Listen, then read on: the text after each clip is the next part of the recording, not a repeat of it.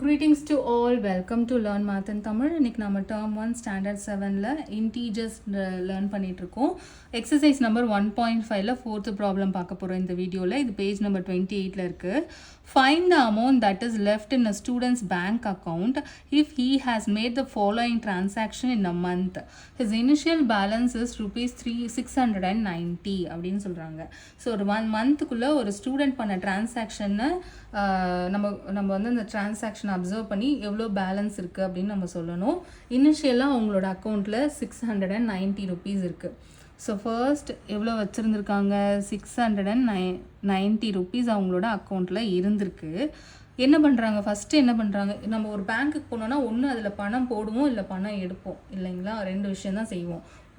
அதுக்கு என்ன பேருனா, பணம் போடுறதுக்கு பேர் வந்து டெபாசிட், அக்கௌண்ட்லேருந்து பணத்தை எடுக்கிறதுக்கு பேர் வித்ட்ராயல். ஓகேங்களா, டெபாசிட் அண்ட் வித்ட்ராயல். டெபாசிட் அப்படின்னா பணத்தை உள்ளே செலுத்துறது, அக்கௌண்ட்டில் செலுத்துறது. வித்ட்ராயல் அப்படின்னா அக்கௌண்ட்லேருந்து பணத்தை ஒரு அமௌண்ட்டை நம்ம வெளியில் எடுக்கிறது. ஓகேங்களா, ஸோ இது கிளியராக இருக்கணும்னு புக்லேயே என்ன பண்ணியிருக்காங்க, டெபாசிட்னா ப்ளஸ்ன்னும், ஏன்னா ஆட் ஆகும். நம்ம வந்து பணத்தை இன்னும் கொஞ்சம் சேர்க்குறோம், ஏற்கனவே அக்கௌண்ட்டில் இருக்க அமௌண்ட்டோட இன்னும் கொஞ்சம் அமௌண்ட்டை நம்ம சேர்க்குறோம். So addition. வித்ட்ராயல் அப்படின்னா அக்கௌண்ட்டில் இருக்கிற ஒரு அமௌண்ட்லேருந்து நம்ம ஒரு அமௌண்ட்டை அதுலேருந்து எடுக்கிறோம். அக்கௌண்ட்லேருந்து எடுக்கும் போது என்ன ஆகும், குறையும் இல்லையா, அதனால் மைனஸ். ஸோ வித்ட்ராயல்னா மைனஸ், டெபாசிட்னா ப்ளஸ் கொடுத்துருப்பாங்க. ஓகே, இப்போ இனிஷியலாக அந்த ஸ்டூடெண்ட்டோட அக்கௌண்ட்டில் 690 இருக்குது. அதோடு இந்த ஸ்டூடெண்ட் என்ன பண்ணுறாங்களா, டெபாசிட் பண்ணுறாங்க. எவ்வளோ அமௌண்ட்டை, 485. டெபாசிட்னா ஏற்கனவே இருக்கிற அமௌண்ட்டோட இந்த 485 போய் ஆட் ஆகிடும். ஸோ டெபாசிட் பண்ணியிருக்கிறதுனால ப்ளஸ் 485. ஸோ இது ரெண்டுத்தையும் ஆட் பண்ணோன்னா 5, 0 + 5 5, 8 + 9ன்றது 17, 6 + 4 is 10, 10 + 1 11. ஸோ இப்போ அவங்க அக்கௌண்ட்டில் எவ்வளோ ருபீஸ் இருக்குது, டெபாசிட் பண்ணதுக்கப்புறம் 1175 இருக்குது. எப்போது 485 ருபீஸை டெபாசிட் பண்ணதும் இப்போ 1175 இருக்குது. இப்போ இதுதான் பேலன்ஸ். இப்போது இந்த டிரான்சாக்ஷன் நடந்தது, இந்த டெபாசிட் அப்படிங்கிற ஒரு ப்ராசஸ் நடந்ததுக்கப்புறம் பேலன்ஸ் இதுதான். இந்த டெபாசிட் இப்போ முடிஞ்சு போச்சு, பேலன்ஸ் இப்போது இது இருக்குது. இன்னும் கொஞ்ச நாள் கழிச்சு அந்த ஸ்டூடெண்ட் என்ன பண்ணுறாங்கன்னா, போய் வித்ட்ரா பண்ணுறாங்க. எவ்வளோ அமௌண்ட்டை, 500 ருபீஸை வித்ட்ரா பண்ணுறாங்க. ஸோ எவ்வளோ இருக்குது இப்போது பேங்க்கில், 1175லேருந்து 500 ருபீஸை அவங்க வித்ட்ரா பண்ணியிருக்கிறதுனால சப்ராக்ஷன் பண்ணணும். ஸோ சப்ராக்ட் பண்ணிங்கன்னா 11 - 5 அப்படிங்கிறது 6. இப்போ அவங்கக்கிட்ட எவ்வளோ இருக்குது, 675 இருக்குது. இவ்வளோ ருபீஸ் இப்போ பேலன்ஸ் இருக்குது. இது இப்போ கரண்ட் பேலன்ஸ். கரண்ட் பேலன்ஸ்னால் ஒரு டிரான்சாக்ஷன் முடிஞ்சதுக்கப்புறம் எவ்வளோ இருக்கோ அதான் கரண்ட் பேலன்ஸ். இப்போ என்ன டிரான்சாக்ஷன் அவங்க பண்ணியிருக்காங்க, வித்ட்ரா பண்ணியிருக்காங்க. 500 ரூபாயை அக்கௌண்ட்லேருந்து எடுத்திருக்காங்க.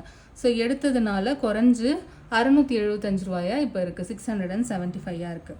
ஓகே, இப்போ திரும்பவும் கொஞ்ச நாள் கழிச்சு திரும்பவும் போய் வித்ட்ராயல் பண்ணுறாங்க. எவ்வளோ ருபீஸ் வித்ட்ரா பண்ணுறாங்கன்னா 350 ரூபா, 350 ருபீஸை வித்ட்ரா பண்ணுறாங்க. எவ்வளோ இருக்குது நம்மக்கிட்ட கடைசியாக, 675 ருபீஸ் இருக்குது. அதில் போய் 350 ரூபா, 350 ருபீஸை வித்ட்ரா பண்ணிங்கன்னா பேலன்ஸ் வந்து 325 இப்போது இருக்குது. இன்னொரு வித்ட்ராயல் முடிஞ்ச உடனே பேலன்ஸ் வந்து 325. ஓகே, திரும்பவும் அந்த ஸ்டூடெண்ட் கொஞ்ச நாள் கழிச்சு போய் டெபாசிட் பண்ணுறாங்க. ஓகே, இவ்வளோ நேரம் வித்ட்ராயல் பண்ணிட்டு இருந்தாங்க, இப்போ வந்து டெபாசிட் பண்ணுறாங்க. எவ்வளோ டெபாசிட் பண்ணியிருக்காங்க, 89 ருபீஸ். ஸோ டெபாசிட்னால ப்ளஸ் 89 பண்ணிக்கணும். ஏற்கனவே கரண்ட்டாக என்ன பேலன்ஸ் இருந்துச்சோ, லாஸ்ட்டாக என்ன பேலன்ஸ் இருந்துச்சோ அதோட நெக்ஸ்ட் டிரான்சாக்ஷன் நடக்கும். பாருங்கள், லாஸ்ட்டாக இனிஷியல் பேலன்ஸோட அடுத்த டிரான்சாக்ஷன் டெபாசிட்னால ஆட் ஆகி ஒரு பேலன்ஸ் கிடச்சிது. அடுத்த டிரான்சாக்ஷன் வித்ட்ராயல்னும் போது கடைசியாக என்ன பேலன்ஸ் இருந்தோ அங்கேருந்து தான் ஸ்டார்ட் பண்ணணும். இங்கேயும் பாருங்கள், ஒரு வித்ட்ராயல் நடந்த உடனே 675 பேலன்ஸாக கிடச்சிது. ஸோ அடுத்த டிரான்சாக்ஷனில் கடைசியாக என்ன பேலன்ஸ் இருந்ததோ அதை தான் கொண்டு வந்து நம்ம செய்யணும். ஸோ இந்த இடத்துல வித்ட்ராயல் நடந்துச்சு, வித்ட்ராயல் நடந்ததும் ஒரு பேலன்ஸ் நமக்கு கிடச்சிது. ஸோ அடுத்த டிரான்சாக்ஷன் அப்போது கடைசியாக என்ன பேலன்ஸ் இருந்ததோ அதிலேருந்து தான் நம்ம ஸ்டார்ட் பண்ணணும். ஸோ அடுத்த டிரான்சாக்ஷன் வந்து டெபாசிட்னால ப்ளஸ் பண்ண போகிறோம் இப்போ.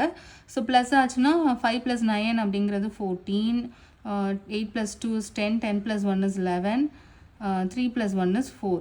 ஸோ இப்போ எவ்வளோ பேலன்ஸ் இருக்குன்னா 414. கடைசியாக இப்போ தான் லாஸ்ட்டாக முடிய போகுது. ஃபிஃப்த்து சப்டிவிஷன் என்ன சொல்லுதுன்னா, if another rupees 300 was withdrawn அப்படின்னு சொல்லிட்டாங்க. ஸோ என்ன ஆப்ரேஷன் பண்ணணும், நம்ம சப்ராக்ஷன் தான் பண்ணணும், அடிஷன் பண்ணக்கூடாது. வாட் வுட் பி த பேலன்ஸ்னு கேட்குறாங்க. கடைசியாக இருந்த பேலன்ஸ் என்னது, அங்கேருந்து நம்ம ஸ்டார்ட் பண்ணணும். ருபீஸ் 414. இதில் எவ்வளோ விட்ரா நடந்திருக்கு, 300 ருபீஸ் விட்ரா நடந்திருக்கு. விட்ரானால சப்ராக்ஷன் பண்ணணும். இப்போ மைனஸ் பண்ணுங்கள். ஸோ 114 கிடைக்குது. லாஸ்ட்டாக பேலன்ஸ் எவ்வளோ இருக்குது, 114. ஸோ இதுதான் ஆன்சர். கடைசியாக அந்த ஸ்டூடெண்ட்டோட அக்கௌண்ட்டில் 114 இருக்குது. 690 ருபீஸ் வச்சுருந்தாங்க. அப்புறம் டெபாசிட் பண்ணாங்க, இன்னொரு விட்ராயல் பண்ணாங்க, இன்னொரு விட்ராயல், இன்னொரு டெபாசிட், இன்னொரு விட்ராயல் பண்ணி கடைசியாக இப்போ அவங்களோட அக்கௌண்ட்டில் 114 ருபீஸ் பேலன்ஸ் இருக்குது. ஸோ தேங்க்ஸ் ஃபார் வாட்சிங். உங்களுக்கு இந்த ப்ராப்ளம் புரிஞ்சிருந்ததுன்னா உங்கள் ஃப்ரெண்ட்ஸோட ஷேர் பண்ணிக்கோங்க, லைக் பண்ணுங்கள், சேனலை சப்ஸ்கிரைப் பண்ணி வச்சுக்கோங்க. நம்ம கம்யூனிட்டிலலாம் கொஷின் போஸ்ட் பண்ணுவோம், உங்களுக்கு தெரியும்னு நினைக்கிறேன். மறக்காமல் வந்து ஆன்சர் பண்ணுங்கள்.